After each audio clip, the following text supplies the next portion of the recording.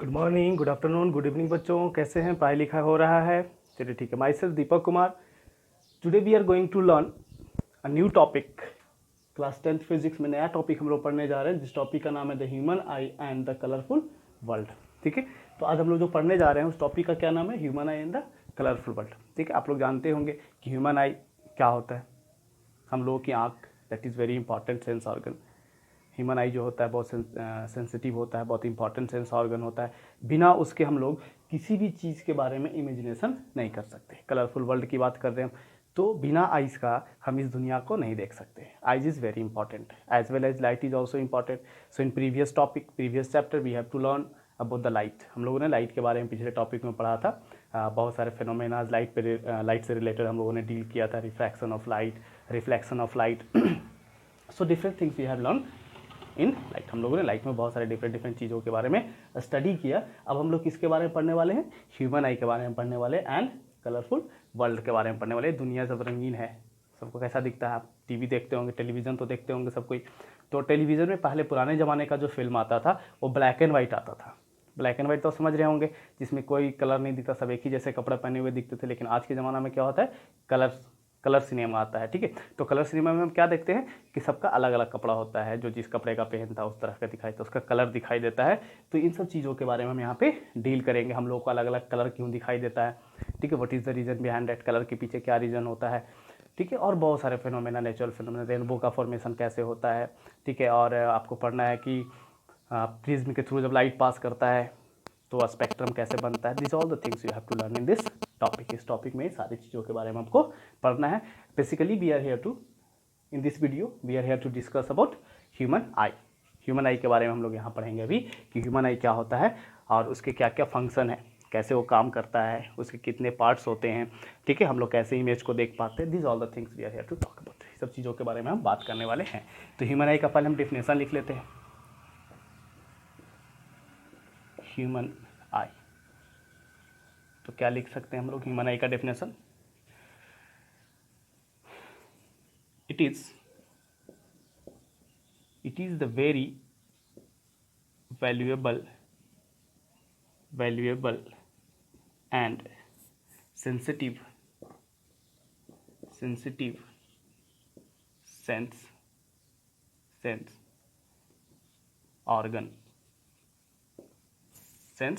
organ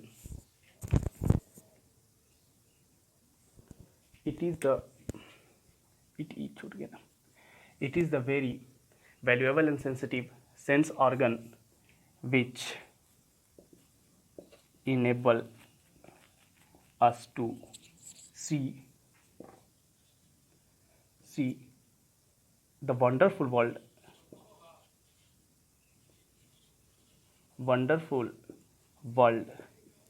and color। क्या करता है? हम लोगों को दुनिया देखने में मदद करता है। क्या लिखा हुआ? It is the valuable, very valuable and sensitive, क्या लिखा हुआ? It is the very valuable and sensitive sense organ which enable us to see the wonderful world and colours. ठीक है, ये जो होता है ये बहुत ही सेंसिटिव सेंस ऑर्गन होता है।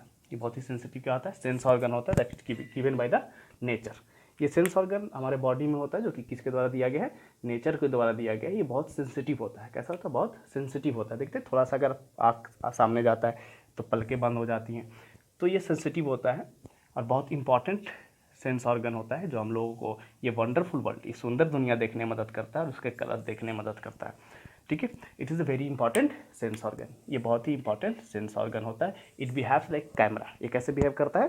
कैमरा की तरह बिहेव करता है। जैसे हम किसी चीज़ को देखते हैं फोटो क्लिक करने के लिए कैमरा में, तो बिल्कुल उसी तरह से हमारा आई भी कैमरे की तरह काम करता है। बिल्कुल कैमरा में फोटोग्राफिक प्लेट होते हैं, तो हमारे आई में भी एक फोटोग्राफिक प्लेट होता है, जिसे हम लोग क्या कहते हैं? रेटिना कहते हैं, जो लाइट सेंसिटिव मटेरियल से बना होता है, लाइट सेंसिटिव सेल से बना होता है।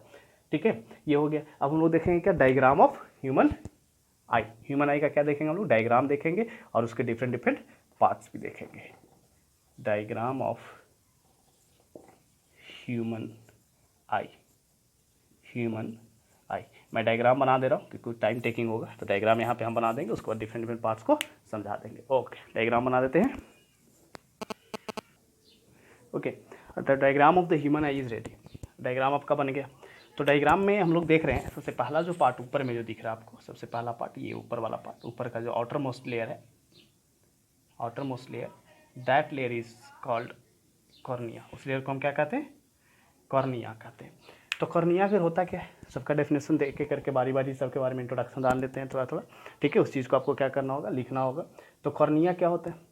Cornea is the outer most layer of the I. Cornea जो होता है क्या होता है? आउटर मोस्ट लेयर होता है आई का, जो किसी भी अनवांटेड मटेरियल को अंदर नहीं जान देता है। किसी भी अनवांटेड मटेरियल को क्या होता है, इसे अंदर नहीं जान देता, that is cornea. As well as cornea also maintain the shape of the eye. और कॉर्निया क्या करता है? आई के शेप को मेंटेन करके रखता है, दैट इज वेरी इंपॉर्टेंट। ये ऊपर वाला पार्ट जो होता है बहुत इंपॉर्टेंट होता है। हम लोग बोलते हैं ना आँख में कुछ चला गया, तो एक्चुअली कॉर्निया और जो आईलिड्स होते हैं उसके बीच में कोई भी चीज़ फंसा होता है, आँख के अंदर वो नहीं जाता है, ठीक है। तो फर्स्ट जो था कॉर्निया था। कॉर्निया का काम क्या क्या है, अगर कोई पूछे तो आप बता सकते हैं कि किसी भी अनवांटेड मटेरियल को अंदर नहीं जान देता, प्लस में आई के शेप को क्या करता है, वो मेंटेन करके रखता है। सही है। It is made up of transparent membrane. ये कैसा मेम्ब्रेन से बना होता है? एक ट्रांसपेरेंट मेम्ब्रेन से बना होता है, ठीक है। कैसा मेम्ब्रेन से बना होता है? ट्रांसपेरेंट मेम्ब्रेन से बना होता है, जिसके थ्रू लाइट आसानी से पार कर सकता है, लेकिन अदर कोई मटेरियल पास नहीं कर सकता। It is flexible and tough, made up of tough material. ये टफ मटेरियल से बना होता है। टफ मतलब क्या कि जल्दी टूटता नहीं है, ये जल्दी टूटेगा नहीं, बहुत मजबूत होता है ये, ठीक है। आपने कभी देखा होगा चिकन या बकरे का आँख, ठीक है, तो उसके ऊपर में जो ये लेयर होता है वो बहुत मजबूत लेयर होता है, ये जल्दी टूटता नहीं, हाथ से दबाने के बाद ही जल्दी नहीं टूटता है, थोड़ा मजबूत पार्ट होता है। क्योंकि अगर ये कमज़ोर हो जाएगा तो अंदर वाला पूरा पार्ट बाहर आ सकता है, टूट जाएगा आसानी से। तो इसलिए क्या होता है, आउटर मोस्ट पार्ट है, और आउटर मोस्ट पार्ट हमेशा क्या होता है, स्ट्रॉन्ग होता है, इसलिए कैसा पार्ट है, ये स्ट्रॉन्ग है। उसके बाद हम नेक्स्ट पार्ट में आते हैं, आगे जब बढ़ते हैं तो यहाँ पे देखिए बीच में एक फ्लूइड भरा होता है, that is called aqueous humour. बीच में क्या भरा होता है? फ्लूइड भरा होता है, जिसे हम क्या कहते हैं, एक्वस ह्यूमर कहते हैं। और aqueous humour is a transparent liquid. Aqueous humour क्या होता है? ट्रांसपेरेंट लिक्विड होता है। एक्वस ह्यूमर क्या होता है? ट्रांसपेरेंट लिक्विड होता है, जो क्या करता है, ये दोनों आई लेंस और कॉर्निया के बीच के डिस्टेंस को क्या करता है, मेंटेन करता है। एक्वस ह्यूमर जो होता है बीच में क्या होता है, एक लिक्विड होता है, जो क्या करता है, आई लेंस और कॉर्निया के बीच के डिस्टेंस को मेंटेन करता है। आई लेंस और कॉर्निया के बीच के डिस्टेंस को क्या करता है, मेंटेन करता है। एज वेल एज इसका एक और फंक्शन है कि लाइट को ये थोड़ा सा बेंट भी करता है। यानी कि लाइट, अगर कोई पूछ देता है कि लाइट के कन्वर्जन में कौन कौन चीज़ मदद करता है, तो आई लेंस मोस्टली मदद करता है, प्लस में एक्वस ह्यूमर भी हल्का मदद करता है, और विट्रस ह्यूमर भी मदद करता है। तो विट्रस ह्यूमर में बाद में आएंगे। तो विट्रस ह्यूमर भी थोड़ा सा मदद करता है ताकि लाइट कन्वर्ज करके कहाँ पड़े, रेटिना पे पड़े। ओके, सो एक्वस ह्यूमर का ये फंक्शन है कि दोनों के बीच के डिस्टेंस को मेंटेन करता है, ठीक है, और लाइट को थोड़ा सा कन्वर्ज भी करता है। तो it is the function of aqueous humour. ये एक्वस ह्यूमर के बारे में हो गया। उसके बाद नेक्स्ट हम देखते हैं, आगे बढ़ेंगे तो यहाँ पे आपका दिया हुआ देखो, ये आइरिस दिख रहा है सबको, ये वाला पार्ट जो ब्लैक पार्ट, कलर पार्ट जो होता है आइस का, उसे हम क्या कहते हैं, आइरिस कहते हैं। तो iris is the colour part of the ice. Iris जो होता है आपने देखा होगा सबके आँख में होता है, आइरिस कलर पार्ट होता है। तो कलर पार्ट जो आपके आइस का होता है उसी को हम क्या कहते हैं, आइरिस कहते हैं। Iris is the colour part of the ice. इसका काम क्या है, तो ये जो होल दिख रहा है आपको पुपिल में, पुपिल जो दिख रहा है आपको, ये जो होल दिख रहा है छोटा सा, इस होल को मेंटेन करता है, इंटेंसिटी ऑफ लाइट के को मेंटेन करता है। इंटेंसिटी ऑफ लाइट के कारण से अपने शेप साइज को चेंज करता है, जिसके कारण से होल बड़ा और छोटा होता है, जिससे लाइट उसमें आसानी से एंटर करे, मतलब कि वो पुपिल को मेंटेन करता है। कौन? Iris maintains pupil. आइरिस जो होता है किसको मेंटेन करता है, पुपिल को मेंटेन करता है, ठीक है, ठीक है। आइरिस जो क्या करता है, पुपिल के साइज को मेंटेन करता है। लाइट पे डिपेंड करता है, लाइट अगर ज़्यादा हो गया तो पुपिल का साइज छोटा हो जाएगा, लाइट कम हो गया तो पुपिल का साइज बड़ा हो जाएगा। आइरिस छोटा बड़ा होता है। आपने देखा होगा शायद कि जब लाइट से अंधेरे में आते हैं या अंधेरे से जब लाइट में जाते हैं तो उस कंडीशन में आपको कुछ समय के लिए कुछ दिखाई नहीं देता, फिर इसको जब आई एडजस्ट करता है तो आपको दिखाई देने लगता है। जब कभी भी आप अंधेरे से लाइट में आते हो तो आइज क्या होता है, ब्लिंक करने लगता है। यानी कि जब अंधेरे में आप होते हो तो ये जो आपका आइरिस का जो साइज है, आइरिस का जो साइज होता है वो क्या होता है, बड़ा हो जाता है। कभी एक्सपेरिमेंट करके भी देख सकते हैं अपने आँख पे, ठीक है, कि आप आइज पे अगर टॉर्च जलाते हो तो देखोगे उसका साइज जो है किसका, यानी कि पुपिल का जो साइज़ है वो बड़ा छोटा होता है। पुपिल का साइज़ बड़ा छोटा मतलब आइरिस छोटा हो रहा है तो पुपिल बड़ा हो रहा है, ये छोटा ऐसे ऐसे कॉन्ट्रैक्ट करेगा ऐसे, ठीक है, और फिर ऐसे आएगा। तो जब अंधेरे में आप होते हो तो ये बड़ा हो जाता है, पुपिल का साइज़ कैसा हो जाता है, बड़ा हो जाता है। मतलब आइरिस क्या होता है, कॉन्ट्रैक्ट कर जाता है, यानी आइरिस सिकुड़ जाता है, तो पुपिल का साइज़ क्या हो जाता है, बड़ा हो जाता है। जब आप अंधेरे में होते हो तो उस कंडीशन में पुपिल का साइज़ क्या होता है, बड़ा होता है। और जैसे ही आप लाइट में आते हो तो लाइट का इंटेंसिटी बहुत ज़्यादा अंदर जाने लगता है, क्योंकि आइज अपने हिसाब से एडजस्ट करता है। आइज अपने हिसाब से होल को, ये जो पुपिल जो दिख रहा है पुपिल के साइज़ को आइज अपने हिसाब से एडजस्ट करता है, इंटेंसिटी ऑफ लाइट के हिसाब से एडजस्ट करता है। लेकिन अगर आप लाइट में आ जाते हो, ब्राइट लाइट में आते हो, तो उस कंडीशन में वहाँ पे इंटेंसिटी ऑफ लाइट ज़्यादा होगा। जब इंटेंसिटी ऑफ लाइट ज़्यादा होगा तो यहाँ से लाइट बहुत ज़्यादा जाएगा, कहाँ पे, रेटिना पे। तो रेटिना उस चीज़ को समझ नहीं पाएगा, बहुत ज़्यादा लाइट जब जाएगा तो आइज क्या करने लगता है, ब्लिंक करने लगता है। या फिर जब कभी भी आप अंधेरे में खड़े होते हो और अचानक आप पे कोई टॉर्च जला देता है, अंधेरे में जब आप खड़े होते हैं अचानक कोई आप पे टॉर्च जलाता है तो आँख क्या करते हैं, आप बंद कर लेते हैं। ठीक है, आँख क्या कर लेते हैं, बंद कर लेते हैं। क्यों? क्योंकि बहुत ज़्यादा मात्रा में लाइट कहाँ जा रहा होता है, रेटिना पे जा रहा होता है, और उस चीज़ को हम बर्दाश्त नहीं कर पाते हैं, तो आँख अपना कवर कर लेते हैं। तो जब हम अंधेरे में होते हैं तो पुपिल का साइज़ बड़ा हो जाता है, आइरिस की वजह से पुपिल का साइज़ बड़ा होता है। लेकिन जैसे हम बाहर आते हैं तो इंटेंसिटी ऑफ लाइट बढ़ जाता है, जिसके कारण से इस आइरिस के साइज़ को, पुपिल के साइज़ को छोटा होना पड़ता है। पुपिल के साइज़ को छोटा होना लगता है, इसमें कुछ टाइम लगता है। इसमें क्या होता है, टाइम लगता है। आइरिस के साइज़ जब छोटा बड़ा होने लगता है, आइरिस जब कवर करने लगता है पूरे लेंस को, आई लेंस को जब कवर करने लगता है आइरिस, यानी कि होल जब छोटा होने लगता है, पुपिल का साइज छोटा होगा तो आइरिस बड़ा होगा, आइरिस बड़ा होगा तभी ना पुपिल का साइज छोटा होगा। तो आइरिस जब बड़ा होता है तो इसमें कुछ टाइम लगता है। तो जब हम अंधेरे से लाइट में आते हैं तो हमारे आइज को एडजस्ट होने में कुछ टाइम लगता है। ठीक है, तो उतने समय तक के लिए हमें कुछ दिखाई नहीं देता है, क्योंकि ये पार्ट उतने लाइट के लिए सेंसिटिव नहीं होता, उतने लाइट में वो काम नहीं करता है। किसी भी चीज़ का ज़्यादा होना हानिकारक होता है। तो लाइट यहाँ पे ज़्यादा जा रहा है जिसके कारण से दिखाई नहीं देने लगता है। अब जब हम अंधेरे लाइट से अंधेरे में जाते हैं, ब्राइट लाइट में थे और अंधेरे में जा रहे हैं, तो ब्राइट लाइट में क्या होता है कि पुपिल का साइज छोटा होता है, मतलब कि ये जो आइरिस होता है पूरे कवर किया होता है, थोड़ा सा सिफोल होता है। जब हम अंधेरे में जाते हैं तो उस कंडीशन में इंटेंसिटी ऑफ लाइट बहुत कम हो जाता है। इंटेंसिटी ऑफ लाइट क्या होता है, बहुत कम हो जाता है। जब इंटेंसिटी ऑफ लाइट बहुत कम हो जाएगा तो जो यहाँ पे लाइट जाएगा, यानी पुपिल के थ्रू जो लाइट इंटर करेगा वो बहुत कम इंटर करेगा। ठीक है, जिसको रेटिना आपका सेंस नहीं कर पाएगा किस चीज़ को वो देख रहा है। लेकिन जैसे जैसे हम अंदर कुछ देर के लिए रुक जाते हैं, 2-4 मिनट के लिए जब हम रुकते हैं अंदर जा करके अंधेरे कमरा में, तो क्या देखते हैं कि पुपिल का साइज़ क्या हो गया, बड़ा हो गया। पुपिल का साइज़ बड़ा हो गया मतलब इंटेंसिटी ऑफ लाइट यहाँ से लाइट जो है वो ज़्यादा इंटर करने लगता है। तो ये जो रेटिना जो बना हुआ है उस चीज़ को सेंस करता है और बताता है कि हम किस चीज़ को देख रहे हैं। तो ये काम था आइरिस और पुपिल का। पुपिल क्या होता है, टीनी होल्स होता है, छोटा सा होल होता है जिसके थ्रू लाइट क्या होता है, आइज के अंदर इंटर करता है। और किसके द्वारा वो कंट्रोल किया है, तो उसका साइज बड़ा और छोटा किसके द्वारा होता है, तो आइरिस के द्वारा उसका साइज बड़ा और छोटा होता है। मतलब दोनों एक दूसरे पे डिपेंडेंट होते हैं।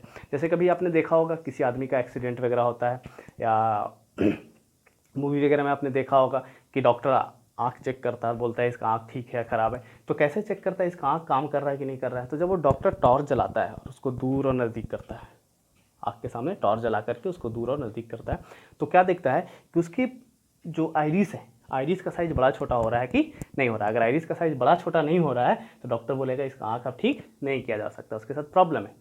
क्योंकि आइरिस का साइज बड़ा छोटा नहीं हो रहा है, मतलब आइज क्या हो गया, डेड हो गया, सेंस नहीं कर पा रहा। आइज जो है वो किसको सेंस नहीं कर पा रहा है, लाइट को सेंस नहीं कर पा रहा। क्योंकि आइरिस का जो साइज बड़ा और छोटा होता है वो किस पे डिपेंड करता है, लाइट पे।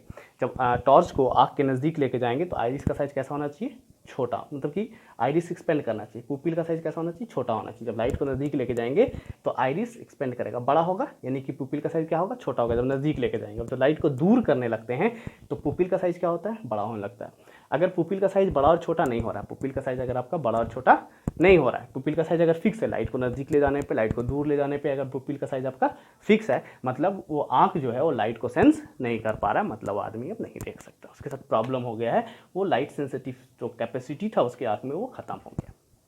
ठीक है, तो वही चेक करते हैं डॉक्टर्स और बताते हैं कि वो देख पाएगा कि नहीं देख पाएगा, उसका आँख नॉर्मल है कि नहीं, काम कर रहा है कि नहीं कर रहा है। जब उससे हम आगे बढ़ते हैं तो यहाँ पे आता है क्रिस्टलाइन लेंस। देखिए लिखा हुआ है क्रिस्टलाइन लेंस या आई लेंस। ठीक है, ह्यूमन आई लेंस भी कहते हैं इसको, या क्रिस्टलाइन लेंस भी कहते हैं। तो crystalline lens is made up of transparent membrane. ये क्रिस्टलाइन लेंस जो होता है कैसा होता है, ट्रांसपेरेंट मेम्ब्रेन होता है, that is convex in nature. वो कैसा होता है, कन्वर्जिंग नेचर का होता है, कन्वेक्स लेंस होता है। कैसा लेंस होता है, कन्वर्जिंग लेंस होता है, कन्वेक्स नेचर का होता है, कन्वेक्स होता है, कन्वर्जिंग नेचर का होता है। जो क्या करता है, लाइट जब यहाँ से चलते हैं, स्ट्रेट लाइट जब चलता है तो उसको कन्वर्ज करता है, कहाँ पे, रेटिना पे उसको कन्वर्ज करता है। और रेटिना पे क्या बनता है, उसका इमेज बनता है। जैसे यहाँ से कोई भी लाइट चलेगा तो जैसे ही लेंस में जाएगा तो लेंस में जाने के बाद वो कन्वर्ज करके कहाँ फॉल करेगा, रेटिना पे फॉल करेगा, और वो इमेज यानी कि जो आगे सामने जो कोई ऑब्जेक्ट बना हुआ है, सामने जो कोई ऑब्जेक्ट है उसका इमेज कहाँ बन जाएगा, रेटिना पे बनेगा। और रेटिना में सेल्स होते हैं, लाइट सेंसिटिव सेल्स होते हैं, जिसके थ्रू इलेक्ट्रिकल इम्पल्स के थ्रू वो ब्रेन तक जाता है और जिसको ब्रेन समझ पाता है। ये है आपका ऑप्टिकल नर्व्स। ठीक है, ऑप्टिकल नर्व्स। ये हो गया आपका क्रिस्टलाइन लेंस के बारे में। तो क्रिस्टलाइन लेंस का सिर्फ इतना ही फंक्शन है कि वो अपने साइज को बड़ा छोटा करता है। It is flexible in nature. ये कैसा होता है, फ्लेक्सिबल नेचर का होता है। क्रिस्टलाइन लेंस कैसा होता है, फ्लेक्सिबल नेचर का होता है, जो अपने साइज को बड़ा और छोटा करता है ताकि इमेज कहाँ बन सके, रेटिना बन सके। Got it. ये क्रिस्टलाइन लेंस क्या करता है, अपने साइज को छोटा और बड़ा करता है ताकि इमेज कहाँ बन सके, रेटिना पे बन सके। उसमें मदद कौन करता है इसका, तो उसमें मदद करता है ciliary muscle. Ciliary muscle expand करता है और कॉन्ट्रैक्ट करता है। सिलियरी मसल्स क्या करता है, एक्सपैंड करता है, कॉन्ट्रैक्ट करता है, रिलैक्स करता है और एक्सपैंड करता है, रिलैक्स एक्सपैंड। ठीक है, तो जब वो एक्सपैंड करता है यानी कि इधर से चढ़ेगा ऊपर, ऐसे एक्सपैंड करेगा तो आई लेंस क्या हो जाएगा, छोटा हो जाएगा। एक्सपेंड करेगा तो क्या होगा, आई लेंस छोटा हो जाएगा, जो कि नज़दीक की चीज़ों को देखने में मदद करेगा और दूर की चीज़ों को देखने में मदद करेगा। आई लेंस छोटा और बड़ा होता है ताकि दूर और नज़दीक की चीज़ों को देखने में वो मदद करे। तो जब आई लेंस पतला हो जाएगा, आई लेंस क्या हो जाएगा, पतला, यानी कि उसका कर्वेचर बढ़ जाएगा। आई लेंस जब पतला हो जाएगा उसका कर्वेचर क्या हो जाएगा, बढ़ जाएगा, यानी कि लंबा हो जाएगा ऐसे और पतला हो जाएगा। तो इसका जब कर्वेचर बढ़ जाएगा और ऑब्जेक्ट दूर रखा हुआ है तो उसका इमेज कहाँ फॉर्म करेगा, रेटिना पे। जब आई लेंस मोटा हो जाएगा, जब नज़दीक लाना है, नज़दीक जब लाएंगे तो इसको दबाएगा ऊपर से और आई लेंस क्या हो जाएगा, मोटा हो जाएगा ताकि इमेज कहाँ बन जाए, रेटिना पे बन जाए। ठीक है, तो ये आई लेंस में जो मदद करता है वो कौन है, सिलियरी मसल्स होते हैं। कौन होते हैं, सिलियरी मसल्स जो होते हैं क्रिस्टलाइन लेंस को बड़ा और छोटा होने में मदद करते हैं। क्रिस्टलाइन लेंस को बड़ा और छोटा होने में कौन मदद करता है, सिलियरी मसल्स मदद करते हैं, उसको दबाते हैं और उसको छोड़ते हैं। ठीक है, दबाएगा तो लेंस कैसा हो जाएगा, मोटा हो जाएगा। ठीक है, कुछ एग्जांपल्स देखे आपको हम बता देते हैं, एक मिनट रुक जाइए, कुछ एग्जांपल्स हम देते हैं। जैसे मान लीजिए ये आपका पेपर है, दिख रहा है, ये पेपर इस तरह का है। अगर इसको मान लीजिए हम दबाते हैं ऐसे, जैसे ये इस तरह का है कुछ ऐसा, इसको जब दबाएंगे तो क्या होगा, ये ऐसे ऊपर से नीचे दबा रहे हैं तो क्या देखते हैं, ये फैल जाता है, मोटा हो जाता है। ठीक है, क्या हो जाता है, मोटा हो जाता है। मोटा होगा मतलब क्या हो जाएगा, मोटा और पतला अपना फोकस को चेंज करता है। फोकस चेंज करता है कैसे, जैसे कि एक ऐसा पतला सा लेंस है और एक ऐसा मोटा सा लेंस है। ठीक है, तो इसका फोकस क्या होगा, ऐसे करेंगे तो इसका फोकस क्या होगा, ऐसे हो जाएगा, इसका फोकस क्या होगा, बड़ा हो जाएगा। ठीक है, तो इसका फोकस चेंज करता है। तो इसका फोकस कैसे चेंज करता है, तो सिलियरी मसल्स के मदद से चेंज करता है और दूर और नज़दीक की चीज़ों को हम आसानी से देख सकते हैं। दूर और नज़दीक की चीज़ों को हम क्या कर सकते हैं, आसानी से देख सकते हैं। चलिए एक चीज़ और बता देते हैं इसमें कि आदमी कितना नज़दीक की चीज़ को आसानी से देख सकता है बिना स्ट्रेस के। तो 25 centimetre is minimum distance. Minimum distance क्या है, मिनिमम डिस्टेंस कितना है, डिस्टेंस नॉर्मल आई की बात कर रहे हैं तो मिनिमम डिस्टेंस जो है नॉर्मल आई का कितना है, 25 सेंटीमीटर है। यानी कि 25 सेंटीमीटर इतना डिस्टेंस, 25 सेंटीमीटर इतना तक देख सकते हैं। जैसे जैसे इसको नज़दीक करते हैं तो हम नहीं देख पाएंगे, अच्छे से नहीं देख पाएंगे। तो ये होता है मिनिमम डिस्टेंस, कि मिनिमम डिस्टेंस हम 25 सेंटीमीटर तक देख सकते हैं। That is called near point. इसे क्या कहते हैं हम लोग, नियर पॉइंट कहते हैं। इसका डेफिनेशन फिर से एक बार देख लेंगे बाद में। इसको नियर पॉइंट कहते हैं कि 25 सेंटीमीटर तक हम बिना स्ट्रेन के, स्ट्रेन मतलब दर्द, जैसे नज़दीक कर देते हैं तो दिखाई नहीं देता और आँख क्या करने लगता है, दर्द करने लगता है, तो बिना स्ट्रेन के हम लोग 25 सेंटीमीटर मिनिमम डिस्टेंस तक देख सकते हैं। बच्चों के आँख के साथ कुछ अलग होता है, वो 5-6 सेंटीमीटर 10 सेंटीमीटर तक वो आसानी से देख लेते हैं, क्योंकि उनका आईज जो होता है, आई लेंस होता है, ज़्यादा फ्लेक्सिबल होता है और सिलियरी मसल्स भी बहुत एक्टिव होता है बचपन में। सिलियरी मसल बचपन में बहुत एक्टिव होता है, लेकिन जैसे जैसे एज बढ़ते जाता है तो सिलियरी मसल्स का जो फंक्शन होता है, सिलियरी मसल्स का फंक्शन जो कॉन्ट्रैक्शन और रिलैक्सेशन का जो फंक्शन है वो थोड़ा कमज़ोर पड़ने लगता है, क्योंकि एज हो जाता है। एज के कारण से सिलियरी मसल्स का कॉन्ट्रैक्शन और एक्सपेंशन क्या हो जाता है, थोड़ा कमज़ोर हो जाता है, जिसके कारण से हम लोग कभी कभी नज़दीक की चीज़ों को आसानी से नहीं देख सकते हैं, तो दूर की चीज़ों को भी आसानी से नहीं देख सकते हैं। बूढ़ा है, जब एज बहुत हो जाता है तो नज़दीक और दूर दोनों की चीज़ों को हम आसानी से नहीं देख सकते। बहुत सारे डिफेक्ट्स भी होते हैं विजन में, देखने में बहुत सारे प्रॉब्लम्स भी होते हैं। तो ये था आपका सिलियरी मसल्स का काम और क्रिस्टलाइन लेंस का। सिलियरी मसल्स और क्या करता है भाई, तो सिलियरी मसल्स आई लेंस को अपनी जगह पे होल्ड करके रखता है। Ciliary muscles hold the eye lens on the place. Ciliary muscle जो है आई लेंस को अपनी जगह पे होल्ड करके रखता है, क्योंकि अगर सिलियरी मसल्स नहीं होता तो आई लेंस होल्ड कैसे होता। तो दो इसके दो फंक्शन हो गए कि पहला तो आई लेंस को कॉन्ट्रैक्ट और रिलैक्स करवाता है, ठीक है, आई लेंस को बड़ा और छोटा करता है रिक्वायरमेंट के हिसाब से, और दूसरा आई लेंस को उस जगह पे होल्ड करके भी रखता है। नेक्स्ट उसके बाद हम आगे जब बढ़ेंगे तो उसमें मिलता है विट्रोसीमर। तो vitreous humour is a liquid transparent gel like material होता है, जो क्या करता है भाई, तो आई लेंस और रेटिना के बीच के डिस्टेंस को मेंटेन करता है। अगर आई लेंस और रेटिना के बीच का डिस्टेंस मेंटेन नहीं रहेगा तो इमेज क्लियर फॉर्म नहीं होगा। जैसे देखिए, अगर मान लीजिए रेटिना यहाँ पे है और रेटिना अगर खिसक करके यहाँ आ जाए, रेटिना मान लेते हैं यहाँ आ गया, अगर रेटिना यहाँ आ गया और इमेज यहाँ बन रहा है तो क्या वो आदमी देख पाएगा उस चीज़ को?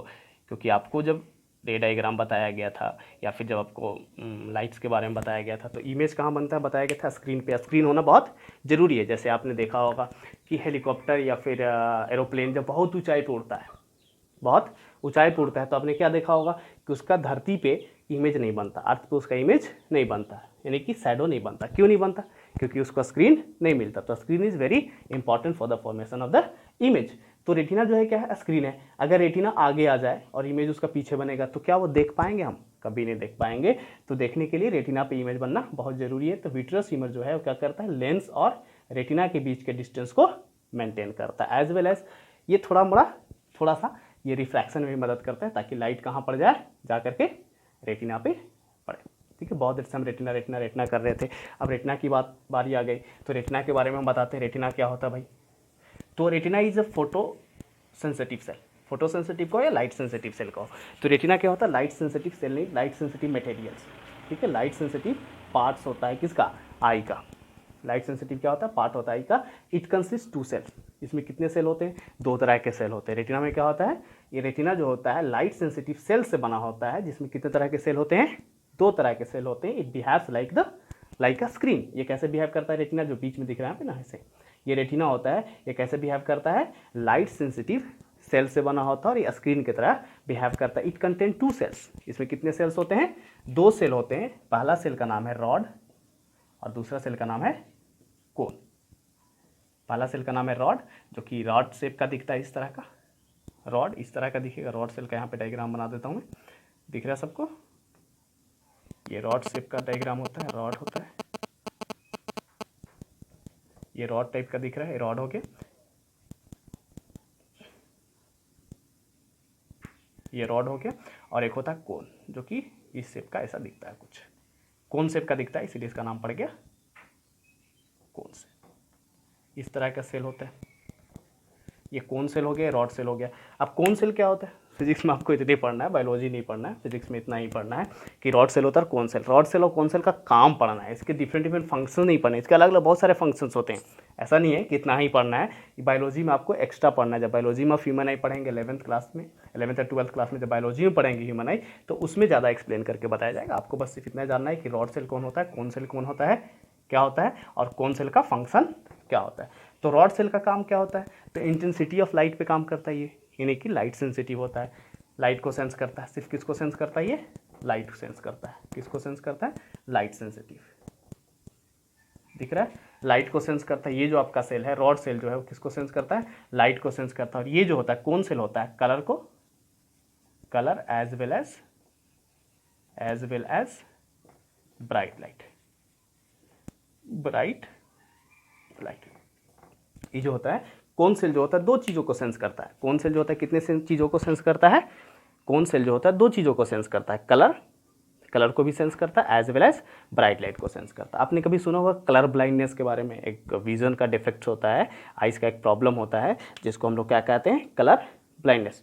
तो कलर ब्लाइंडनेस क्यों होता है भाई? तो कलर ब्लाइंडनेस भी कोन सेल के कारण से होता है। कलर ब्लाइंडनेस कैसे होता है? कोन सेल के कारण होता है।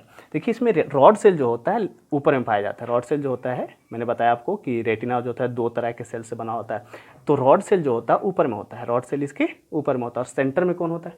कोन सेल होता है। अगर इस कोन सेल में किसी आदमी को डिफेक्ट हो जाए, इस कोन सेल में किसी आदमी को क्या हो जाए? डिफेक्ट हो जाए, तो उस कंडीशन में ये आदमी जो है वो किसी चीज़ का कलर आसानी से नहीं देख सकता। जैसे कि फिर हम दूसरी चीज़ बता सकते हैं कि ब्राइट लाइट में ही ज़्यादा एक्टिव होता है। जैसे मान लीजिए कि अगर आपको बोल दे अंधेरे में, अंधेरा हल्का हल्का लाइट आ रहा है बस, और उस वक्त आपको अगर कोई बोल दे कि ऐसा है भाई कि आपको कोई कलर का कपड़ा निकालना है, तो आप कंफ्यूज हो जाएंगे कि क्या वो सही वाकई में वही कलर है जिस कलर का हम देख रहे हैं, क्योंकि उस वक्त ही ज़्यादा एक्टिव नहीं होता है। ये एक्टिव कब होता है? बहुत ज़्यादा ब्राइट लाइट में। ठीक है, मॉल वगैरह में जब आप जाते हैं, शॉपिंग मॉल में या कहीं भी, तो वहाँ देखते होंगे ब्राइट लाइट लगा होता है, पूरा चमकीला लाइट लगा होता है। क्या रीज़न है उसके पीछे? ताकि जो खरीदार आए या जो खरीदने वाले लोग आए, ठीक है, उनको क्या हो? कलर उसका आसानी से दिखाई दे, कस्टमर को कलर उसका आसानी से दिखाई दे, इसीलिए ब्राइट लाइट वहाँ पे लगा होता है। अच्छा लाइट लगा होता है, अच्छे क्वालिटी का लाइट लगा होता है, ताकि उस आदमी को, जो आदमी खरीदना है, उसको कलर क्लियर दिखाई दे। बात समझ में आया आपको? तो ये कोन सेल का काम होता है और ये रॉड सेल का काम होता है। रॉड सेल क्या होता है? लाइट सेंसिटिव होता है, लाइट को सेंस करता है, कितना लाइट आ रहा है, कम लाइट आ रहा है, ज़्यादा लाइट आ रहा है, तो पूरे पार्ट को सेंस कर लेता है कि लाइट कितना आ रहा है, ज़्यादा या कम, उसके हिसाब से सारी चीज़ ऑटोमेटिकली एडजस्ट हो जाते हैं। और कोन सेल जो होता है ब्राइट लाइट में बहुत ज़्यादा एक्टिव हो जाता है, जिसके कारण से ब्राइट लाइट में हम लोगों को आसानी से सारे कलर्स दिखते हैं। डिम लाइट, बहुत ज़्यादा कम लाइट है, तो उस कंडीशन में हम लोगों को सारा कलर नहीं दिखता है। ठीक है, बहुत सारी चीज़ें हैं उसके बाद हम देखेंगे ब्लाइंड स्पॉट। ये ब्लाइंड स्पॉट क्या होता है, यहाँ पे लिखा है ब्लाइंड स्पॉट। ब्लाइंड स्पॉट एक जगह होता है, प्लेस होता है जो कि रेटिना पे ही होता है। Blind spot is a part of the I. Blind spot क्या होता है, रेटिना का, आई का रेटिना का एक पार्ट होता है जहाँ पे लाइट सेंसिटिव जो सेल्स होते हैं, रॉड और कोन सेल प्रेजेंट नहीं होते, रॉड और कोन सेल एब्सेंट होते हैं, उसी पार्ट को हम क्या कहते हैं, ब्लाइंड स्पॉट कहते हैं।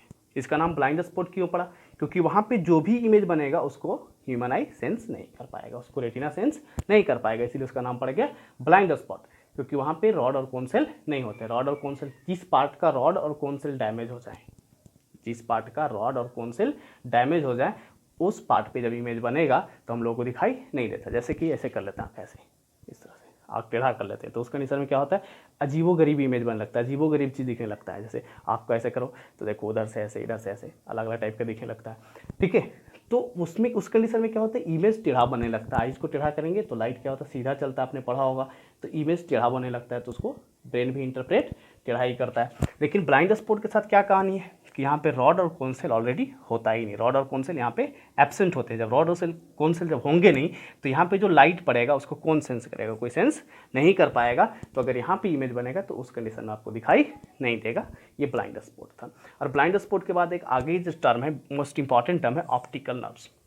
ऑप्टिकल नर्व्स, तो ऑप्टिकल नर्व्स क्या होता है भाई, ऑप्टिकल नर्व्स किसको कहते हैं, आपने पढ़ा होगा ऑप्टिकल नर्व्स, नर्व्स के तो बारे में आपने पढ़ा होगा।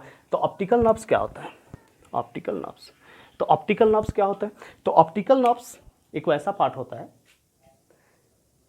जो लाइट सेंस जो आता है, लाइट का जो सेंस आता है रेटिना में, उसको इलेक्ट्रिकल इंपल्स के थ्रू कहाँ लेके जाता है, ब्रेन में लेके जाता है। It is the path. ये ऑप्टिकल नर्व्स क्या है, एक रास्ता है, पाथ है, जिसके थ्रू जो इंफॉर्मेशंस आइज में आते हैं, इंफॉर्मेशन जो रेटिना पे पड़ते हैं, जो लाइट सेंसिटिव सेल उसको ऑब्जर्व करता है, उसको इलेक्ट्रिकल इंपल्स के फॉर्म में, इलेक्ट्रिकल सिग्नल्स के फॉर्म में कहाँ भेजता है, ब्रेन तक भेजता है। किस सिग्नल, किस फॉर्म में भेजता है, इलेक्ट्रिकल सिग्नल्स के फॉर्म में कहाँ भेजता है, ब्रेन तक भेजता है। जो किसका काम है, ऑप्टिकल नर्व्स का काम है, कि ऑप्टिकल नर्व्स जो होता है वो क्या करता है, इलेक्ट्रिकल सिग्नल को, ऑप्टिकल नर्व्स जो होता है इलेक्ट्रिकल सिग्नल को कहाँ भेजता है, इलेक्ट्रिकल नर्व्स जो होता है ऑप्टिकल सिग्नल को कहाँ भेजता है, ऑप्टिकल नर्व्स जो होता है इलेक्ट्रिकल सिग्नल को कहाँ भेजता है, ब्रेन तक भेजता है। ठीक है, जितना भी मोस्ट इंपॉर्टेंट फंक्शंस इधर हुए, वो सारे का फंक्शंस का जो मेन पार्ट है, जो मेन इंफॉर्मेशन देने वाला है किसको, ब्रेन को, वो optical nerves. Optical nerves consist of optical fibres, बहुत सारे ऑप्टिकल फाइबर, बहुत सारे नर्व्स होते हैं, छोटे छोटे पतले पतले से, छोटा बोला पतला पतला सा, जो कि पूरे के पूरे इन्फॉर्मेशन को गैदर करता है और गैदर करके कहाँ भेजता है, वो ब्रेन तक भेजता है। और ब्रेन उस चीज़ को इंटरप्रेट करता है, ब्रेन उस चीज़ को समझता है कि आखिर ये देख किस चीज़ को रहा है, आखिर ये क्या दिख रहा है। ठीक है, वो सारी चीज़ों के बारे में बात करते हैं। जैसे कि अगर हम बात करें एप्पल, एप्पल की अगर हम बात करें तो एप्पल बोलते ही हमारे दिमाग में एप्पल छपने लगता है, एप्पल बनने लगता है। एप्पल को हमने देखा है, ठीक है। तो एप्पल को जब हम देखते हैं कि ये एप्पल है, तो यहाँ से लाइट चला, इसमें गया, लेंस के थ्रू रेटिना पे इमेज बना और ये ब्रेन में चला गया और ब्रेन में जाकर के स्टोर हो गया कि एप्पल का साइज़ कैसा होता है, एप्पल कैसा दिखने में होता है। जैसे आपको कोई दिखाए आम और बोले ये एप्पल है, क्या आप कभी मानोगे कि एप्पल है? कभी नहीं मानोगे, क्योंकि आपने उस चीज़ को देखा है कहीं। तो जो चीज़ हम देखते हैं वो ब्रेन में क्या हो जाता है, स्टोर हो जाता है कि ये एप्पल है या मैंगो है। तो जो भी चीज़ आपको दिखाया जाएगा, जैसे कभी आपने ज़िंदगी में कभी किसी को नहीं देखा, मान लीजिए आपने हाथी नहीं देखा कभी ज़िंदगी में, आपको क्या करें, कुत्ता दिखा के बोलेगा ये हाथी है, तो आप मान सकते हो कि हाथी, क्योंकि आपने कभी हाथी को देखा ही नहीं। लेकिन अगर आप हाथी को देखे हो और आपको कुत्ता दिखा के बोले ये हाथी है, तो कभी मान सकते हो? कभी नहीं मानेंगे कि वो हाथी होता है, हाथी वैसा होता है, हाथी हमने देखा है। तो जितने भी इंफॉर्मेशंस आइज़ के थ्रू कलेक्ट होते हैं, आई के थ्रू जो अंदर जाता है, ब्रेन तक जाता है, वो स्टोर होता है ब्रेन में। तो कैसे स्टोर होता है? इलेक्ट्रिकल इंपल्स के थ्रू जाता है। इलेक्ट्रिकल इंपल्स के थ्रू ब्रेन उस चीज़ को क्या करता है, गैदर करता है और उस चीज़ को समझता है कि आखिर है क्या। And different things that happening in it understood by the brain। ये सारी चीज़ें जो होती हैं वो किसके द्वारा समझा जाता है, ब्रेन के द्वारा समझा जाता है। एक्चुअली हम एक चीज़ बता रहे थे आपको कि जो आई लेंस है वो बड़ा और छोटा होता है, एडजस्ट करता है अपने आप को। तो हम उसी चीज़ के बारे में बात करेंगे। ये चीज़ सारा चीज़ क्लियर हो गया, ह्यूमन आई पूरा क्लियर हो गया, ह्यूमन आई के सारे पार्ट्स क्लियर हो गए, कुछ बाकी रह गया क्या? कुछ बाकी नहीं रह गया, सारा चीज़ हो गया। क्रिस्टलाइन लेंस हो गया, एक्वस ह्यूमर हो गया, पुपिल हो गया, आइरिस हो गया, कॉर्निया हो गया, blind spot, vitreous humour, optical nerves और सिलेरी मसल, सारे चीज़ हो गए। ओके, तो हम नेक्स्ट टॉपिक पे बात करेंगे। सारे का डेफिनेशन जो मैंने बोला उनका डेफिनेशन आप ट्राई कीजिएगा, सारे का डेफिनेशन आप लिख लें छोटा छोटा फॉर्म में, सारे का आप खुद से एक्सप्लेन कर सकते हैं इनको। ओके, रेज कर दें। नेक्स्ट हम लोग पढ़ेंगे power of accommodation. Next topic इसका जो एक्सपेंशन और कॉन्ट्रैक्शन पे बेस्ड होता है, जो ही बता रहे थे आप लोगों को, सिलेरी मसल्स का जो फंक्शन होता है उसके बारे में बात करेंगे, पावर ऑफ एकोमोडेशन। तो क्या होता है पावर ऑफ एकोमोडेशन, वो बात कर लेते हैं हम लोग। Power of accommodation, what is power of accommodation? Power of accommodation क्या होता है? पावर ऑफ एकोमोडेशन क्या होता है? जैसे कि हमने जब हम बात कर रहे थे आइलेंस के बारे में और सिलेरी मसल्स के बारे में, तो हमने आपको बताया कि आइलेंस और सिलेरी मसल्स एक दूसरे से कनेक्ट होते हैं। आइलेंस और सिलेरी मसल्स एक दूसरे से क्या होते हैं? कनेक्ट होते हैं। और जब वो कनेक्ट होते हैं तो काम करते हैं। ठीक है, कनेक्ट होते हैं और वो काम करते हैं। क्या काम करते हैं भाई? तो लेंस को बड़ा और छोटा करने का काम करते हैं। तो ये पावर ऑफ एकोमोडेशन क्या है? तो पावर ऑफ एकोमोडेशन वो कैपेसिटी होता है, एबिलिटी होता है, जिसके कारण से आई लेंस क्या होता है? अपने हिसाब से एडजस्ट करता है नज़दीक की चीज़ को देखने के लिए और दूर की चीज़ों को देखने के लिए। तो आइए इसका डेफिनेशन लिखते हैं पावर ऑफ एकोमोडेशन का। क्या होगा definition?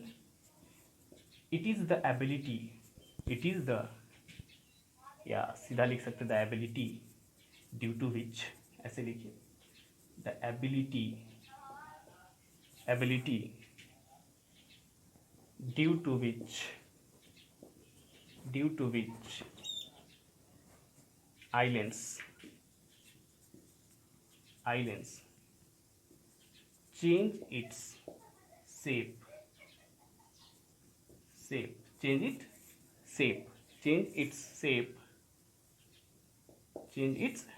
shape to see nearby object as well as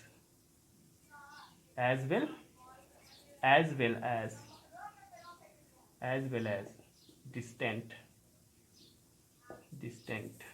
object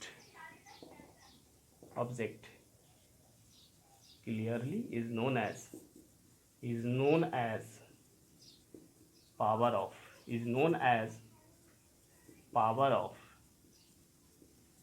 accommodation।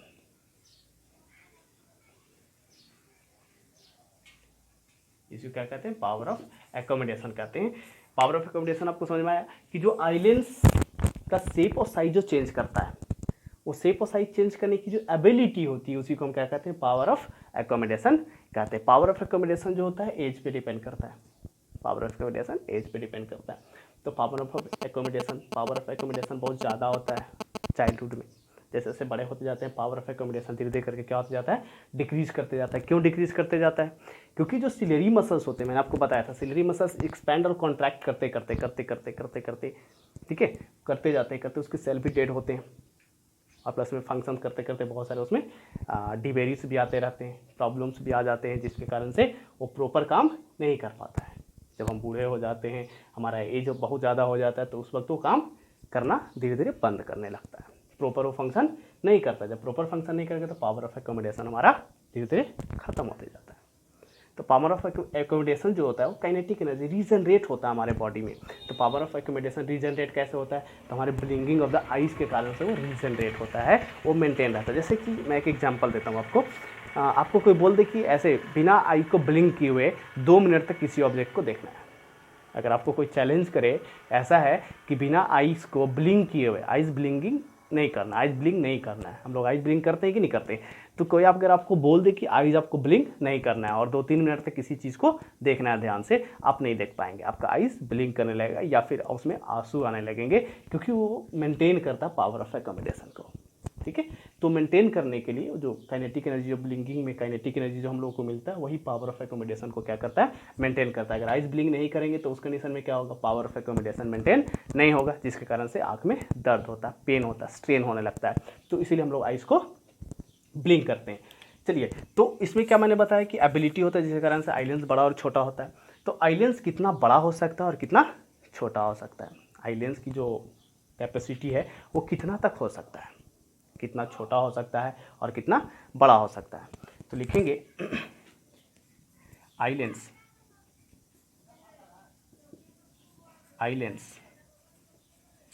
Can not change its shape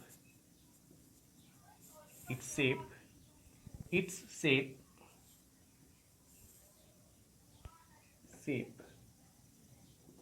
to see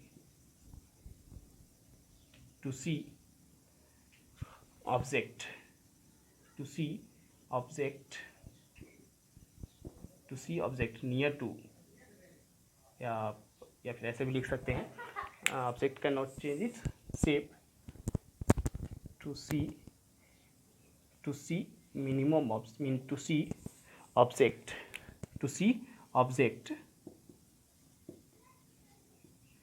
at the minimum distance of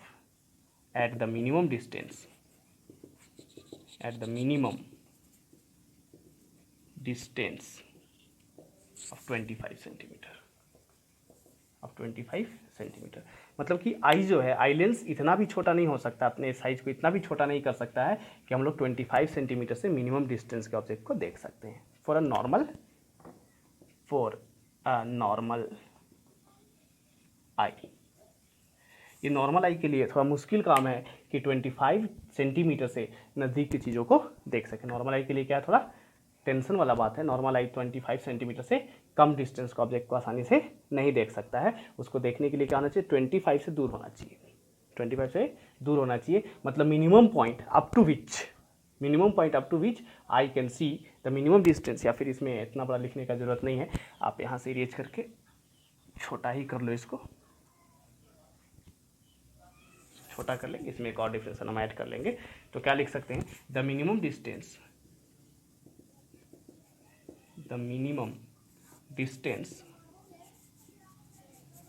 can be seen, minimum distance, या फिर ऐसे लिख सकते हैं 25 centimetre is the minimum distance up to which human eye can without any stress. ये लिख सकते हैं द मिनिमम डिस्टेंस, या फिर सीधा लिखो 25 centimetre is the minimum distance, ऐसे लिखना ज़्यादा आसान होगा। 25 centimetre is the minimum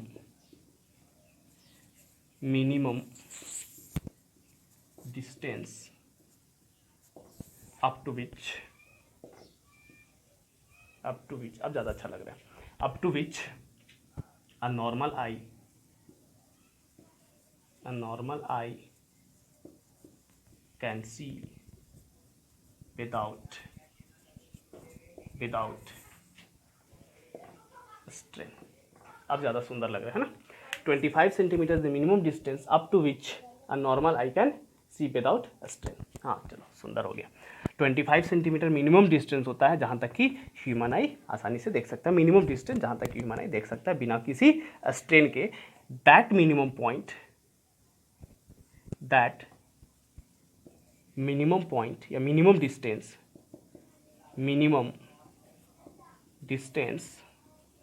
is known as near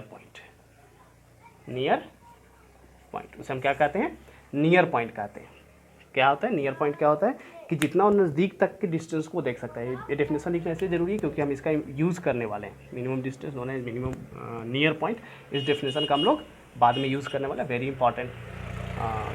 सो आप इसको क्या करेंगे, याद रखेंगे कि मिनिमम डिस्टेंस जो कि हम जहाँ तक देख सकते हैं उसी को हम क्या कहते हैं, नियर पॉइंट कहते हैं।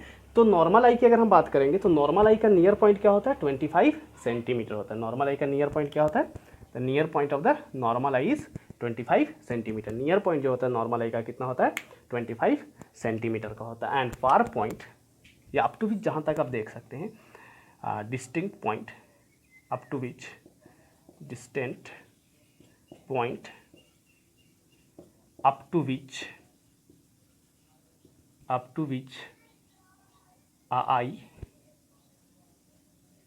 an eye can see is known as far point।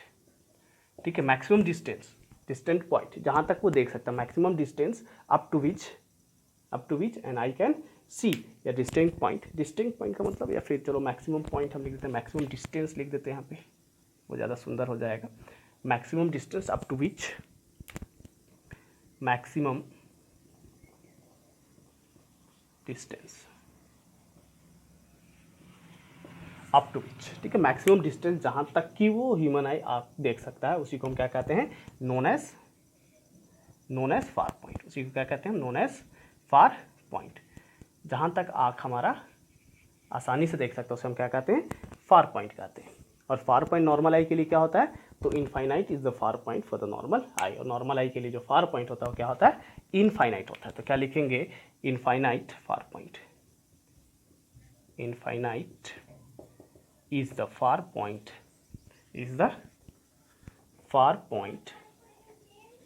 for the human eye, for normal eye।